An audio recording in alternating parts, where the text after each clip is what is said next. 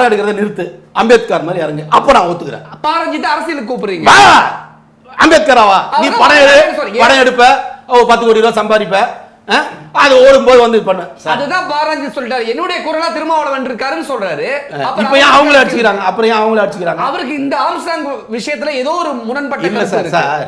எப்பவுமே அரசியல், நான் தான் ஏற்கனவே உங்களுக்கு சொன்னேன், அரசியல் மனோநிலை வந்துட்டாலே நான் தான் ஐயம், எப்பவுமே நான் அப்படிங்கிறது ஓங்கி நிற்கிற இடம் எது தெரியுமா? அரசியலில் தான். அதுதான் எல்லா மனிதனும் தான் யாருன்னு காட்டணுன்றதும் அல்டிமேட். அது எதில் இருக்குன்னா அரசியல் இருக்கும். இப்போ பாரஞ்சித்தோட அல்டிமேட் கொதிப்பு என்னவா இருக்குன்னா, தான் தான் அந்த மக்களுடைய, ஒட்டுமொத்த மக்களுடைய தமிழக தலைவனா வரணும்னு நினைக்கிற. தப்பு இல்ல. வலிச்சிச்சுன்னா நீங்க கத்துவீங்களா, கத்த மாட்டீங்களா? சார் நீ சார் நல்லா ரத்தம் வருது, அடிபட்டு ரத்தம் வருது, கதறுவீங்களா? இப்போ யாரும் சொல்லவே இல்லையா? ஏங்க எல்லாரும் வந்து கதறினாங்க. ஏங்க என் போஸ்ட் எடுத்து பாருங்க, ஆம்ஸ்ட்ராங்காக அழுதவங்க நானே, நம்ம யாருமே அழுவலன்றீங்க.